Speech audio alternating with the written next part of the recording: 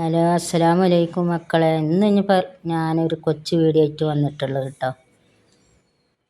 ഇന്നിപ്പോൾ മൈദപ്പത്തിരി ഉണ്ടാക്കാമെന്ന് വിചാരിച്ചു. മൈദപ്പൊടി കൊണ്ട് എന്നും ഉണ്ടാക്കണ്ടല്ലേ. അപ്പം മക്കൾ പറഞ്ഞു മൈദപ്പത്തിരി ഇട്ടാളിന്ന്.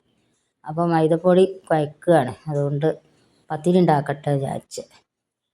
ഇനി മക്കളെ ഉരുളക്കാക്കി വെച്ചുട്ടാ. ഇനിയിപ്പോൾ പ്ലേറ്റ് എടുത്തിട്ട് അതിൽ പരത്തട്ടെ. ഞാൻ ഇലയൊന്നും എടുക്കലില്ല, അതിനായിട്ടൊരു പ്ലേറ്റ് ഉണ്ടാക്കി വെച്ചേക്കുക.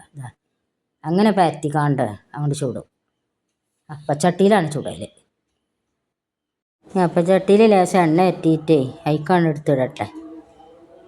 എന്നിട്ട് ചുട്ടെടുക്കുക. ഇതിൽ നല്ല തേങ്ങയൊക്കെ ഇട്ടക്കൊണ്ടിട്ടക്കളെ, അതുകൊണ്ട് നല്ല രുചി സ്വാദൊക്കെ ഉണ്ടാവും.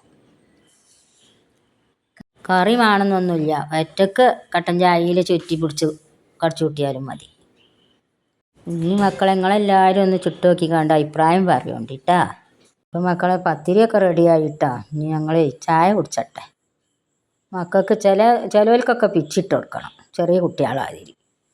ചിലവൽക്കും അങ്ങനെയും വെച്ച് കൊടുക്കും.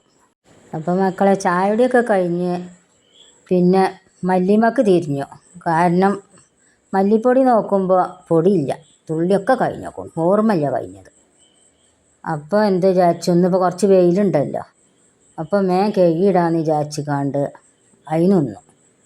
അപ്പം ഇനി പൊടിപ്പിച്ചാലൊന്നും ഉണ്ടാവില്ല, ഞായറാഴ്ചയല്ലേ. അപ്പോൾ വലിയ കടവാണ് പറഞ്ഞു. അപ്പം ഇനി നമ്മളത് ഉണക്കി വെക്കും. അപ്പോൾ മക്കളെ അത് ഉണങ്ങി വലിയ ഉണക്കൊന്നും ആയിട്ടില്ല, എന്നാലും വലിയ വെയിലൊന്നും ഇല്ലല്ലോ. ഇപ്പം കുറച്ചൊരു വെയിൽ തട്ടി, എന്നാലും കുറച്ചൊരു ഉണക്കമായി. ഏതായാലും ഞാൻ ഭാര്യ മഴ വന്നപ്പോത്തിന് ഇപ്പം ഞാൻ വറുക്കുകയാണ്. വറുത്തുകാണ്ട് എടുത്ത് വെച്ചാൽ ഇനിയിപ്പോൾ നാളെ ചെറുക്കൻ്റെ അടുത്തൊന്ന് കൊടുത്തയക്കാമെന്ന് വിചാരിച്ചിക്കാണ്ട്. മക്കളെ ഈ വീഡിയോ ഇവിടെ വെച്ച് നിർത്തട്ടെ. ഈ വീഡിയോ ഇഷ്ടമായാൽ ലൈക്കും കമൻറ്റും ചെയ്യുക, അഭിപ്രായം പറയണേ. മറ്റൊരു വീഡിയോ ആയിട്ട് വരാം. അസ്സലാമു അലൈക്കും ഇൻഷാ അല്ലാഹ്.